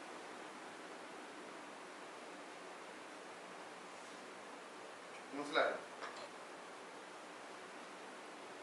കാരണം വചനമായിട്ട് പറയണം. അന്നേരം പൈസ ഒന്നും ചിലപ്പോ കിട്ടത്തില്ല, ചിലപ്പോ ഉള്ളവര് പിണങ്ങി പോയെന്ന് വരും. മനസ്സിലായോ? പക്ഷെ ന്യായവിധി ദിവസത്തിൽ ഞാൻ നിന്നോട് ബൈബിളിൽ ഇങ്ങനെ വാക്യമുണ്ട്, ഞാൻ നിന്നോട് കാര്യം തീർക്കുന്ന നാളിൽ നിന്റെ കരങ്ങൾ ബലപ്പെട്ടിരിക്കുമോ? അന്ന് ബലപ്പെട്ട് നിൽക്കാൻ പറ്റും. മനസ്സിലായോ? ഇനി നമുക്ക് മത്തായി സുവിശേഷത്തിലേക്ക് തന്നെ വരാം. ഇനി 15-ാം വാക്യം വായിച്ച മക്കളെ, ഇട്ട മക്കളെ. ഞാൻ ഇതുകൊണ്ടായിരുന്നു പറഞ്ഞത്, നമ്മൾ അടുത്ത വാക്യം അതിലേക്കാ വരുന്നത്. കള്ള പ്രവാചകന്മാരെ സൂക്ഷിച്ചുകൊള്ളു, അവർ ആടുകളുടെ വേഷം കൊണ്ട് നിങ്ങളുടെ അടുക്കൽ വരുന്നു, അകമയോ കടിച്ചു കീഴുന്ന ചെന്നായ്ക്കളാകുന്നു. അപ്പൊ നിങ്ങൾ ശ്രദ്ധിക്കണം, കള്ളപ്രവാചകന്മാരെ അതിന്റെ ഓപ്പോസിറ്റ് ഒന്ന് ചിന്തിച്ചേ. അപ്പൊ നല്ല പ്രവാചകന്മാരും ഉണ്ട്. ഈ നല്ലത് ഉള്ളത് കൊണ്ടാണല്ലോ ആര് വന്നത്, കള്ളപ്രവാചകന്മാർ വന്നത്. നമുക്ക് ഈ നമ്മുടെ നാട്ടിൽ ഇഷ്ടംപോലെ ഇവിടുത്തെ കള്ളനോട്ട് കിട്ടും അല്ലേ? ഈ കള്ളനോട്ട് എന്തുകൊണ്ടാ വന്നതെന്നറിയോ? നല്ല നോട്ടുള്ളതുകൊണ്ടാ. നല്ല നോട്ട് ഇല്ലായിരുന്നെങ്കിൽ അവരെന്ത് ചെയ്യത്തില്ല. നിങ്ങൾ ആരെങ്കിലും 5000-ന്റെ കള്ളനോട്ട് കണ്ടിട്ടുണ്ടോ? നല്ല നോട്ടോ ഇല്ല. ഈ 5000-ന്റെ നോട്ട് ഇല്ലാത്തത് കൊണ്ടാണ് 5000-ന്റെ കള്ളനോട്ട് വരാത്തത്. അതേസമയം 2000-ന്റെ കള്ളനോട്ട് ഇഷ്ടം പോലെ എന്ത് ചെയ്യും, കിട്ടും. ഇപ്പൊ 2000 നോട്ടുണ്ടോ? ഇല്ല. കാരണം കള്ളനോട്ട് കണ്ടമാൻ 2000-ൽ ഇറങ്ങിയോണ്ടാണ് ഗവൺമെന്റ് എന്ത് ചെയ്തത്, അത് നിർത്തിയത്. അപ്പൊ നോക്കിയേ, നല്ലത് ഉള്ളത് കൊണ്ടാണ് ഏത് വരുന്നത്, ഡ്യൂപ്ലിക്കേറ്റ് വരുന്നത്. ശ്രദ്ധിച്ച്, ഇവിടെ കർത്താവ് പറഞ്ഞില്ല പ്രവാചകന്മാരെ സൂക്ഷിപ്പിൻ എന്നല്ല പറഞ്ഞത്, കള്ളപ്രവാചകന്മാരെ നിങ്ങൾ എന്ത് ചെയ്തോണം, സൂക്ഷിച്ചോണം. കാരണം അവരുടെ പ്രത്യേകതയുടെ കർത്താവ് പറഞ്ഞു. എന്താ പ്രത്യേകത പറഞ്ഞത്? അവരുടെ രൂപം എന്ന് പറയുന്നത് ആടുകളുടെ വേഷം കൊണ്ട് എന്ന് പറഞ്ഞ നിങ്ങളോട് ചക്രവർത്താനം പറഞ്ഞ്, മനസ്സിലായോ, ബഹുസ്തുതിയൊക്കെ പറഞ്ഞ് അമ്മമ്മ അച്ചായ എന്നൊക്കെ വിളിച്ച് നിങ്ങളെടുക്ക വരും. പക്ഷെ അവന്റെ ഉള്ളിൽ എന്നാ ഇരിക്കുന്നറിയോ? നീ സ്വർഗത്തിൽ പോകണമെന്നൊന്നും അല്ല ആഗ്രഹിക്കുന്നത്, നീ നിത്യത പ്രാപിക്കണമെന്നല്ല ആഗ്രഹിക്കുന്നത്. പിന്നെ എങ്ങനെങ്കിലും നിന്നെ ഒന്ന് കറി വെച്ച് എന്ത് ചെയ്യണം? തിന്നണം എന്ന് പറഞ്ഞാൽ കിട്ടാവുന്നിടത്തോളം നിങ്ങൾ എന്ത് ചെയ്യണം? ഊറ്റിയെടുക്കണം. മനസ്സിലായോ? അതിന് ഇവരെ ഭയങ്കര പ്രവചനമൊക്കെ പറയും. മനസ്സിലായോ? ഭയങ്കര പ്രവചനമൊക്കെ പറഞ്ഞ് നിങ്ങളുടെയൊക്കെ വരും. സൂക്ഷിച്ചോണം. അവരെ കുറിച്ച് പറയുകയാണ്, ആടുകളുടെ വേഷം കൊണ്ട് നിങ്ങളുടെ അടുക്കൽ വരുന്നു, അകമയോ കടിച്ചു കീറുന്ന ചെന്നായ്ക്കളാക്കുന്നു. ശ്രദ്ധിച്ചോണം, വിവേചിച്ചറിയണം, തിരിച്ചറിയണം. ഇനി തിരിച്ചറിയാൻ കുറച്ച് മാർഗം അവിടെ പറഞ്ഞു തന്നിട്ടുണ്ട്. അടുത്ത വാക്യം വായിച്ചേ.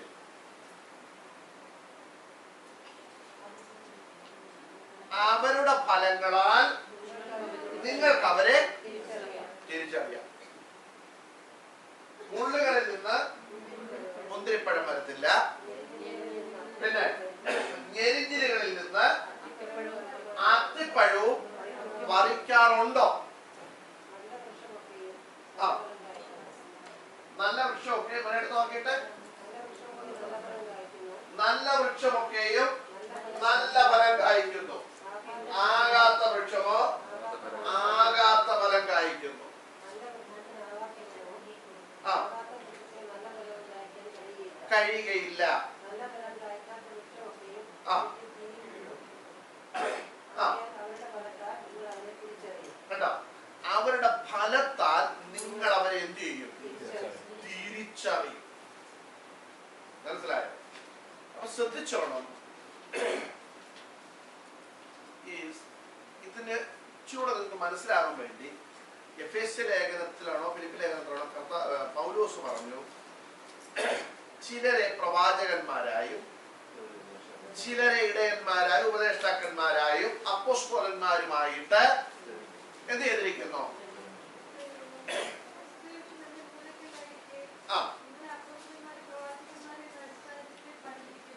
അതല്ല മക്കളെ, അല്ല അത് കുഴപ്പമില്ല, വായിച്ച കുഴപ്പമില്ല.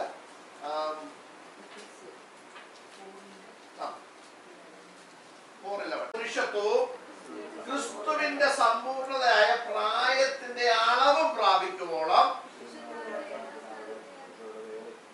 വിശുദ്ധന്മാരുടെ യഥാസ്ഥാനത്വത്തിനായുള്ള ശുശ്രൂഷയുടെ വേലയ്ക്കും ക്രിസ്തുവിന്റെ ശരീരത്തിന്റെ ആത്മീക വർധനയ്ക്കുമാകും. അപ്പൊ ഇവരെ എന്തിനാക്കിയേക്കുന്നത്? ആടുകളുടെ വേഷം പൂണ്ട് കടിച്ചു കീറാനാണോ?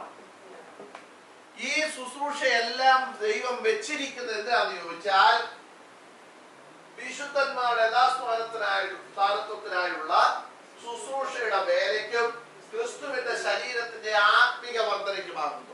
എന്ന് പറഞ്ഞാൽ നമ്മൾ ക്രിസ്തുവിന്റെ ശരീരമാണ്. മനസ്സിലായോ?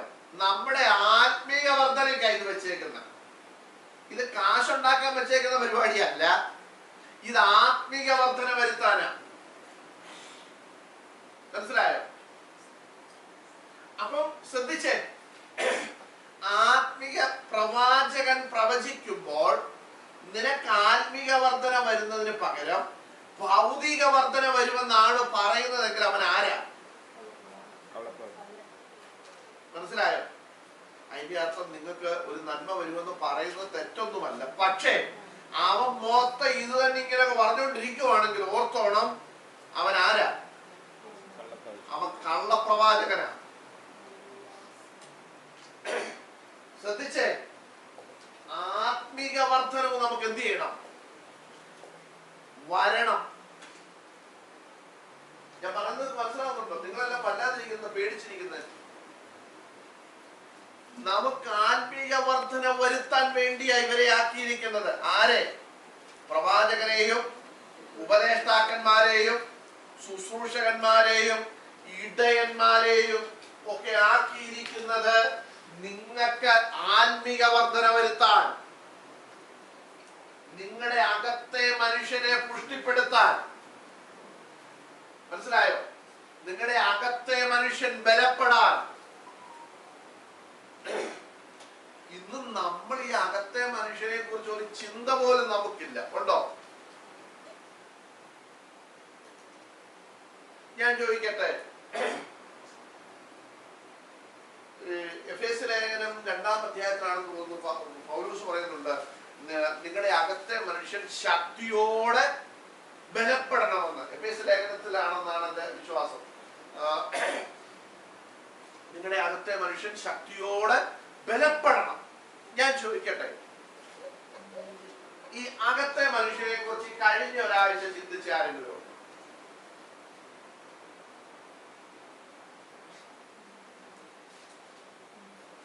ചോദ്യമൊക്കെ ചോദിക്കുന്നു, ഉള്ളതൊക്കെ പറഞ്ഞു പോയാൽ പോലെ. കിട്ടിയോ ആ വാക്യം?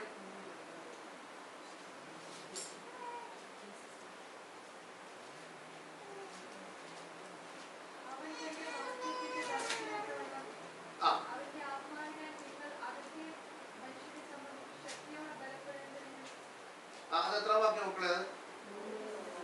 3:16 കേട്ടോ. നമുക്ക് അതിനകത്ത് അറിയാവുന്ന ഇഷ്ടമുള്ള ഒരു വാക്യം കിടപ്പുണ്ട് അതിന്റെ താഴെ കേട്ടോ. നമുക്ക് ഭയങ്കര ഇഷ്ടമുള്ള വാക്യം ഏതാണെന്നറിയോ? എന്നാൽ നാം ചോദിക്കുന്നതിലും നിലയ്ക്കുന്നതിലും അത്യന്തം പരമായി. അതൊന്നും പറയുന്നില്ല. ഇല്ലില്ല, അങ്ങോട്ട് നമ്മൾ പോകുന്നില്ല. കാരണം അങ്ങോട്ട് പോയാൽ പിന്നെ ഏതിനെ കുറിച്ചാ പറയുന്നത്? അങ്ങോട്ട് നമ്മൾ പോകത്തില്ല. നമ്മൾ ആകെ പോകുന്നത് എവിടെ പറയാന്നറിയോ? എന്നാൽ നാം ചോദിക്കുന്നതിലും നിലയ്ക്കുന്നതിലും. ഇങ്ങോട്ട് ശ്രദ്ധിച്ചേ, ഞാൻ പറഞ്ഞത് ശരിയാണോ? അന്ന് പറഞ്ഞേ, നമ്മളെല്ലാം ഇഷ്ടപ്പെടുന്നത് എന്നാൽ നാം ചോദിക്കുന്നത് നിലയ്ക്കുന്നത് അത്യന്തം പരമായി നമുക്ക് തരാൻ കഴിയുന്ന, അങ്ങനെയാണ് എഴുതിയിരിക്കുന്നത്. അവിടെ ഭൗതിക വിഷയത്തെ കുറിച്ച് അല്ല അവിടെ എഴുതിയിരിക്കുന്നത്.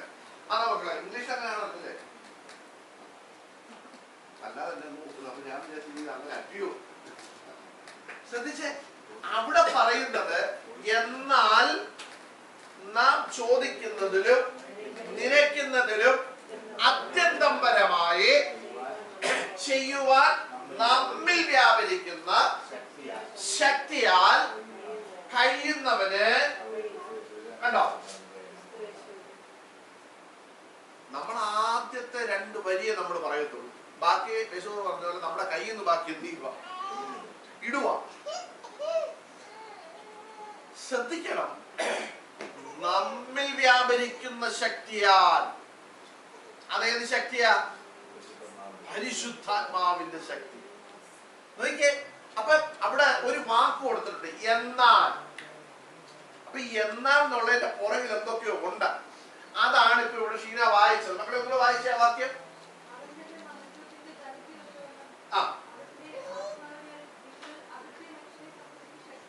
കണ്ടോ, ആത്മാവിനാൽ നിങ്ങളുടെ അകത്തെ മനുഷ്യൻ എന്ത് ചെയ്യണം?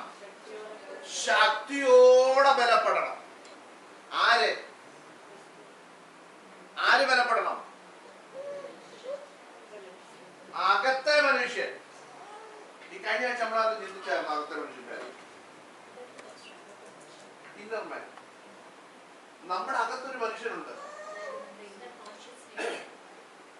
നമ്മുടെ അകത്ത് ഈ ദൈവം സൃഷ്ടിച്ച, ദൈവം നൽകിയ അകത്തെ ഒരു മനുഷ്യനും പുറത്തെ ഒരു മനുഷ്യനും ഉണ്ട്. മനസ്സിലായോ? ഈ പുറമേ ഉള്ള മനുഷ്യൻ ഇവിടെ എന്ത് ചെയ്യും? ഇതെങ്ങനെ സൃഷ്ടിച്ചതാ? നമ്മൾ ദൈവത്തിൽ വായിക്കുന്നുണ്ട്, ദൈവം മനുഷ്യനെ എങ്ങനെ സൃഷ്ടിച്ചു? നിലത്തെ പൊടിയിൽ നിന്ന് സൃഷ്ടിച്ചു. എന്നിട്ട് അവന്റെ ഉള്ളിൽ എന്ത് കൊടുത്തു? അവന്റെ മൂക്കിൽ ജീവശ്വാസം ഊതി. ഇല്ലേ? ജീവശ്വാസം ഊതി അവൻ ആരായിട്ട് മാറി? ജീവനുള്ള ദേഹിയായിട്ട് മാറി. അപ്പൊ ദേഹം, ദേഹി, ആത്മാവ്. മനസ്സിലായോ? അപ്പൊ ഈ ദേഹം എവിടെ പോവും? നമ്മൾ പാടത്തില്ലേ, ദേഹം മണ്ണിൽ ഉപേക്ഷിച്ചിട്ട് നമ്മൾ കൊടുത്തില്ല. അങ്ങനല്ല ഇതേ പാട്ട്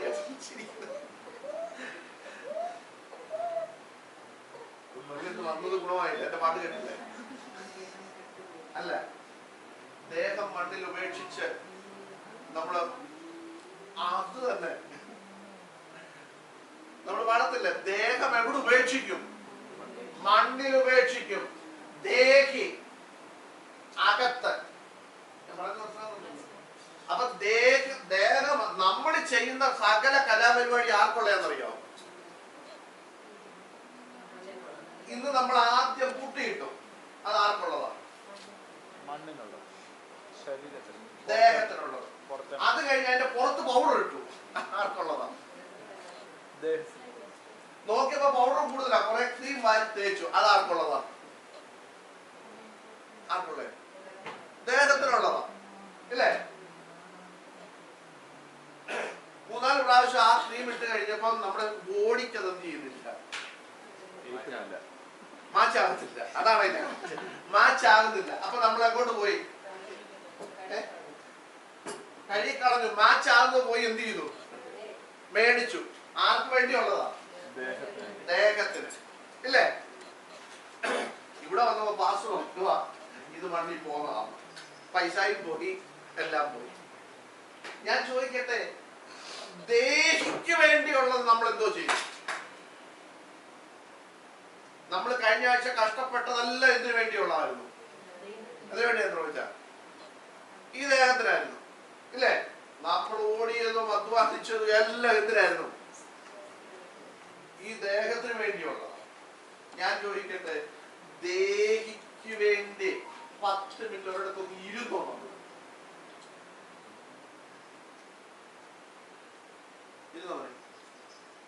ചോദ്യം മനസ്സിലായോ? ദേഹി അകത്തെ മനുഷ്യൻ, അതിനുവേണ്ടി ഓടണ്ട. 10 മിനിറ്റ് ഇരുന്നാ മതി. എവിടെയായിരുന്നു ഇരുന്ന് പ്രാർത്ഥിച്ചാൽ മതി. ഇരുന്നോ, പ്രാർത്ഥിച്ചു. അങ്ങനെയുള്ള വിശ്വാസികൾ വേണം നമുക്ക്. ദേഹത്തിന് വേണ്ടി നമ്മൾ എന്ത് ചെയ്യുക?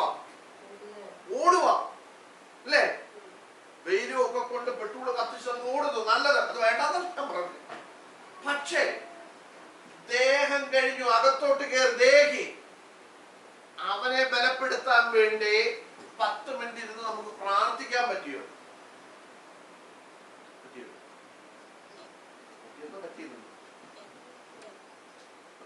പറ്റത്തില്ല. ഇപ്പൊ മനസ്സിലായത്? അപ്പൊ നോക്കിക്കേ, ഇവിടെ പൗലോസ് പറയുക, നിങ്ങളുടെ അകത്തെ മനുഷ്യൻ എന്ത് ചെയ്യണം? ശക്തിയോടെ ബലപ്പെടണം. ഈ ആദ്യം ഞാനൊരു വാക്യം പറഞ്ഞത് ഓർമ്മയുണ്ടോ? യോഹന്നാൻ പറഞ്ഞു. ഏത് വാക്യം? യോഹന്നാൻ സ്നാപകൻ പറഞ്ഞു, ഞാനോ കുറയണം, വളരണം. അപ്പൊ നോക്കിക്കേ, ഇപ്പം നമ്മളിപ്പോ ഇരിക്കുന്നത്, നിങ്ങൾ പറയുമൊന്നും വേണ്ട, നിങ്ങൾ തന്നെ ഒന്ന് ചിന്തിച്ചു നോക്കിയേ. നമ്മുടെ ദേഹമാണോ വളർന്നത്, ദേഹിയാണോ വളർന്നത്? ഞാൻ ചോദിച്ചില്ല നിങ്ങളോട്, അവരോട് ചിന്തിച്ചേ. നിങ്ങളുടെ ദേഹം വളർന്നോ, ദേഹി വളർന്നോ? അകത്തെ, ഇവിടെ പൗലോസ് പറയുന്നത് നിങ്ങളുടെ അകത്തെ മനുഷ്യൻ ശക്തിയോടെ എന്ത് ചെയ്യണം? ബലപ്പെടണം. ശക്തിയോടെ ബലപ്പെട്ടില്ലെങ്കിൽ അല്പമെങ്കിലും ബലമുണ്ടോ? പറഞ്ഞ മനസ്സിലായോ? നിങ്ങൾക്ക് മനസ്സിലായോ? പിന്നെ മനസ്സിലായോ? നമ്മുടെ ഈ അകത്തെ മനുഷ്യൻ പലപ്പോഴും ഇടുക്കുവാതിൽ അതോടെ കേൾപ്പിക്കൊണ്ടിരിക്കുക. കാരണം എന്താണെന്നറിയോ? പുള്ളിക്ക് ബലമില്ല. നമ്മൾ ബലപ്പെടുത്തുന്നതല്ല എന്തിനെയാണ്? നമ്മുടെ ദേഹത്തെ, അല്ലേ? നമ്മള് പൈസ മുടക്കുന്നതും നമ്മൾ ഓടുന്നതും അധ്വാനിക്കുന്ന എല്ലാം എന്തിനു വേണ്ടിയുള്ളതാണ്? ദേഹത്തിന് വേണ്ടിയുള്ളതാണ്. ദേഹിക്ക് വേണ്ടി നമ്മൾ എന്തെങ്കിലും ചെയ്യുന്നുണ്ടോ?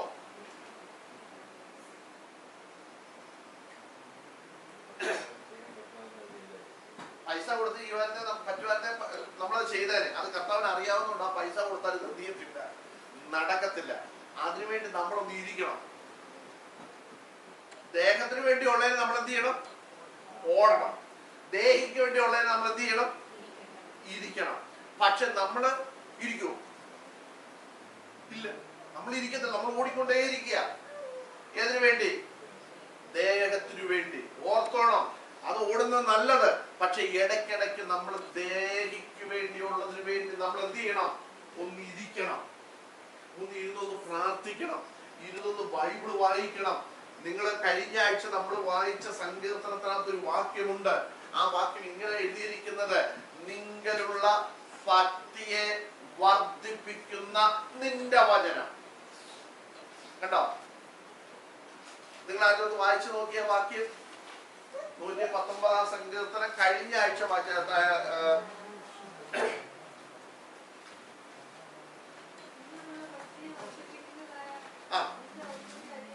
കണ്ടോ? നിന്നോടുള്ള ഭക്തിയെ വർദ്ധിപ്പിക്കുന്നതായ നിന്റെ വചനത്തെ. കണ്ടോ? അപ്പം ഈ ദൈവഭക്തി നമ്മിൽ വർദ്ധിപ്പിക്കുന്നത് എന്തുവാ?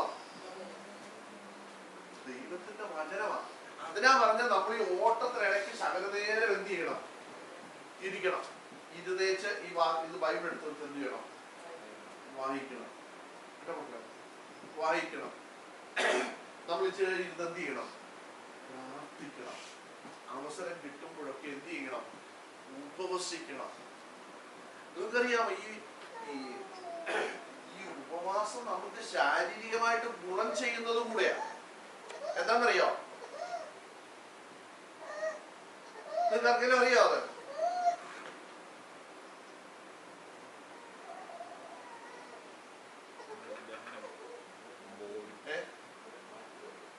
മാറ്റു കുറയും. ഈ നമ്മുടെ ശരീരത്തില് ഈ ഉപവാസം എടുക്കുമ്പോൾ നമ്മൾ കഴിക്കുമ്പോ നമുക്ക് ഈ രക്തം ഇങ്ങനെ ഇത് വന്ന് ഈ 2 ടൈപ്പ് രക്തം ഉണ്ടല്ലോ. ഏതൊക്കെയാ? വെളുത്ത രക്തവും ശുദ്ധിയുള്ള രക്തവും അശുദ്ധമായ രക്തമുണ്ട്. 2 ടൈപ്പ് രക്തമുണ്ട്. അപ്പം ഈ ശുദ്ധിയുള്ള രക്തം അശുദ്ധമായ രക്തം കൂടിക്കഴിഞ്ഞാൽ എന്താ സംഭവിക്കുന്നത്?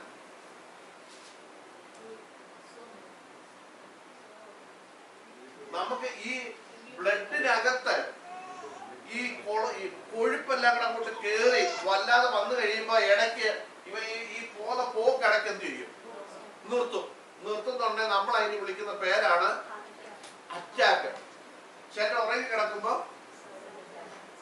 ഇവര് ഓട്ടം നിർത്തി കഴിയുമ്പോ നമ്മൾ പറയും പുള്ളി ഉറക്കത്തിൽ അറ്റാക്ക് വന്ന് മരിച്ചു എന്ന് പറയും. ചിലർ പറയും സൈലന്റ് അറ്റാക്ക് എന്ന് പറയും. കേട്ടില്ലേ? അപ്പൊ ഇത് ഈ അശുദ്ധ രക്തം കുറെയൊക്കെ മാറുമെന്നാ പറയുന്നത് ഈ ഉപവാസമൊക്കെ എടുത്തു കഴിഞ്ഞാൽ. മനസ്സിലായോ? അപ്പൊ ശരീരത്തിന് ഇതുകൊണ്ട് എന്തുണ്ട്? ഗുണമുണ്ട്. മനസ്സിലായോ? അതുപോലെ കൈയടിക്കുന്നത്, നമ്മുടെ ഈ കൈ തമ്മിൽ അടിക്കുന്നത് നമ്മുടെ ശരീരത്തെ രക്തയോട്ടത്തെ കൂടുതൽ ഇതാക്കുമെന്നാ പറയുന്നത്. ഇതിനകത്ത് കുറെ മർമ്മങ്ങളുണ്ട്. ഞാൻ മർമ്മ ചികിത്സയൊന്നും അല്ല കേട്ടോ പറയുന്നത്. പക്ഷോ നമ്മൾ കൈ അടിക്കുമ്പോൾ നമ്മുടെ ഈ കൈയുടെ വെള്ളയില് എന്തുണ്ട്? മർമ്മങ്ങളുണ്ട്. പോട്ടെ, ഇനി ഇതൊന്നും വന്നില്ലെങ്കിൽ നിങ്ങളുടെ അകത്തെ മനുഷ്യൻ എന്ത് ചെയ്യും? ബലപ്പെടും. അപ്പൊ ഓർത്തോണം, നിങ്ങളുടെ അകത്തെ മനുഷ്യന് വേണ്ടിയുള്ളത് നിങ്ങൾ കരുതിക്കോണം. ദേഹം, ദേഹി, ആത്മാവ്. മനസ്സിലായോ? ഇങ്ങോട്ട് നമ്മുടെ വിഷയത്തിലേക്ക് വരാം. നമ്മള് വായിച്ചിട്ടുന്ന വാക്യം ഞാൻ വേഗം നിർത്താൻ പോവുകയാണ്. മത്തായി സുവിശേഷം 7-ാം അധ്യായം വരെ ആ വാക്യം ഇട്ട്. അവരുടെ ഫലത്താൽ നിങ്ങൾ അവരെ എന്ത് ചെയ്യും? തിരിച്ചറിയും. അപ്പൊ നോക്കിക്കേ, ദൈവസന്നിധിയിൽ ഫലത്തിന് ഭയങ്കര പ്രാധാന്യമുണ്ട്. ശ്രദ്ധിച്ചോണേ, ദൈവസന്നിധിയിൽ ഫലത്തിന് എന്തുണ്ട്? പ്രാധാന്യമുണ്ട്. അത് നാം മറന്നു പോകരുത്. അപ്പൊ ഇവിടെ പറയാം, നിങ്ങൾക്ക് കള്ളപ്രവാചകന്മാരെ എങ്ങനെ തിരിച്ചറിയാൻ പറ്റും? ഒന്ന്, അവരെ കുറിച്ച് പറഞ്ഞു, ആടുകളുടെ വേഷം ധരിക്കുന്നു. അകമയോ അവരെങ്ങനെ കടിച്ചു കീറുന്ന ചെന്നായ്ക്കളാണ്. അടുത്ത പറഞ്ഞു, അവരുടെ ഫലത്താൽ, അവരിൽ നിന്ന് പുറപ്പെടുന്ന ഫലത്താൽ നിങ്ങൾക്ക് അവരെ എന്ത് ചെയ്യാൻ പറ്റും? തിരിച്ചറിയാൻ പറ്റും. മനസ്സിലായോ? പോകട്ടെ, ഇനി അടുത്ത വാക്യത്തിലേക്ക് വരാം. 21-ാം വാക്യം. എന്നോട് കർത്താവേ, സ്വർഗസ്ഥനായ എന്റെ പിതാവിന്റെ ഇഷ്ടം ചെയ്യുന്നവനത്രേ. കണ്ടോ, കർത്താവിന്റെ ഏതിനോട് ചേർത്ത ഇത് പറഞ്ഞത്? ഈ വാക്യം കർത്താവ് ഏതിനോട് ചേർത്താ പറഞ്ഞത്? നമ്മൾ ഇതിന്റെ മേളത്തോ പഠിച്ചേ?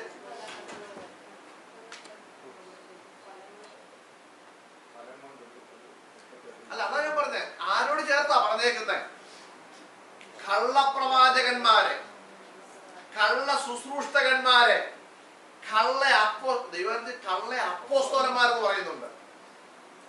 വെളിപ്പാട് പുസ്തകത്തിൽ ഒരു സഭയോട് പറയുന്നുണ്ട്, നീ അപ്പോസ്തലന്മാരല്ലാതിരിക്കെ അപ്പോസ്തലന്മാരെന്ന് പറഞ്ഞു വന്നവരെ നീ എന്ത് ചെയ്തില്ല?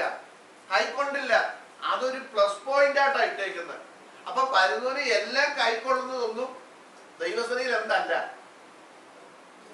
വലിയ മാന്യതയൊന്നും അല്ല.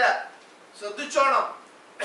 ഇവിടെ ഇവന്മാരെ ചേർത്ത് വെച്ചോണ്ട് കർത്താവ് പറയുകയാ, എന്നോട് കർത്താവേ കർത്താവേ എന്ന് പറയുന്ന ഒരുത്തരുമല്ല. അപ്പൊ ഈ പ്രവചനത്തെക്കാളും ഭയങ്കര പ്രസംഗത്തെക്കാളും വലുതേതാ? വലുതേതാ? നിങ്ങൾ ആ വാക്യം ഒന്ന് വായിച്ചു നോക്കിയേ. എന്നോട് കർത്താവേ കർത്താവേ എന്ന് പറയുന്ന ഏവനുമല്ല, പിന്നെ സ്വർഗസ്ഥനായ എന്റെ പിതാവിന്റെ. അപ്പം ഈ പ്രസംഗത്തെക്കാളും സ്റ്റേജ് പെർഫോമൻസിനെക്കാളും പ്രവചനത്തെക്കാളും ഏറ്റവും വലുത് കർത്താവിന്റെ ഇഷ്ടം ചെയ്യുക എന്നുള്ളതാണ്. മനസ്സിലായോ? അപ്പൊ ഈ വലിയ സ്റ്റേജ് പെർഫോമൻസ് കാണിച്ചത് കൊണ്ട് എവിടെ എത്തുകയല്ല, സ്വർഗത്തിൽ പോകുന്നില്ല. മനസ്സിലായോ? ഇന്ന് നല്ലൊരു ശതമാനം ആൾക്കാർക്കും ലോകമറിയപ്പെടുന്ന ആളായി മാറണമെന്നാണ്. അല്ലേ? ചിലപ്പോ ഈ ഞങ്ങൾ ഈ പാസ്റ്റർമാരൊക്കെ ചില പാസ്റ്റർമാരെ പരിചയപ്പെടുത്തുമ്പോൾ പറയും, കേരളത്തിലും ഇന്ത്യയിലും ഇന്ത്യക്ക് വെളിയിലും ലോക രാജ്യങ്ങളിലും കേട്ടില്ലേ പറയുന്നേ, അറിയപ്പെടുന്ന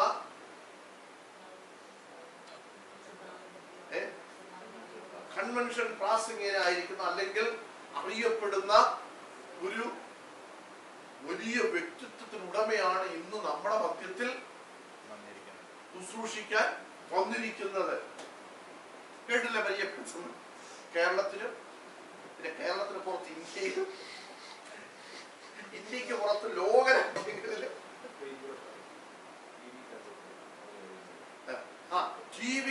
സുപ്രസിദ്ധ TV പ്രഭാഷകനുമാക്കിയിരിക്കുന്ന, കേട്ടില്ലേ പറയുന്നത്? എന്തെല്ലാം പേരുകളാണ് ഞങ്ങൾ അടിച്ചു കൊടുക്കുന്നറിയാം. ഇത്രയും പറഞ്ഞു പറയും, റവറന്റ് ഡോക്ടർ ഇന്നാള് ഇന്ന് വചനം പ്രസംഗിക്കാൻ പോകും. അപ്പോഴത്തേക്ക് ഈ പുള്ളിക്ക് തന്നെ തോന്നുന്നു, ഇത്രയൊക്കെ എന്നെ കുറിച്ച് പറഞ്ഞു വെച്ച് ഇനി ഞാൻ നല്ല കഴിക്കാൻ പൊട്ടാത്ത വാക്ക് പറഞ്ഞില്ല ഇവരെന്ത് വിചാരിക്കും. പിന്നെ പുള്ളി അങ്ങോട്ട് വെച്ച് പുള്ളിക്ക് തന്നെ മനസ്സിലാകാത്ത ഭാഷയെ കുറെ കാര്യങ്ങൾ തീരും. എന്നിട്ട് ഇടയ്ക്കിടയ്ക്ക് 2 ഡയലോഗ് കാച്ചു. എന്തോന്നറിയോ? ഞാൻ ഈ പറയുന്നത് നിങ്ങൾക്ക് എത്ര പേർക്ക് മനസ്സിലാകുമെന്ന് എനിക്ക് കേട്ടില്ലേ? നിങ്ങൾ കേട്ടിട്ടോ? ചില പറയുന്നത് കേട്ടില്ലേ? ഞാൻ ഈ പറയുന്നത് നിങ്ങൾ എത്ര പേർക്ക്?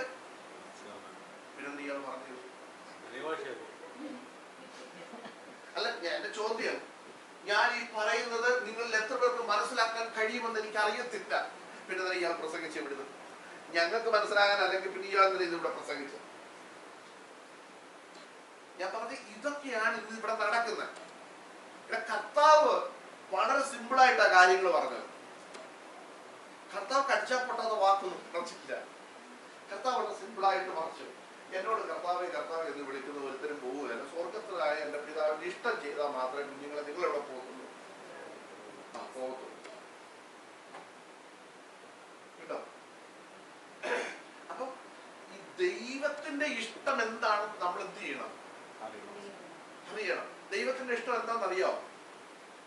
ഒരു വാക്യങ്ങളുമുണ്ട്, വായിച്ചിട്ടുണ്ടോ?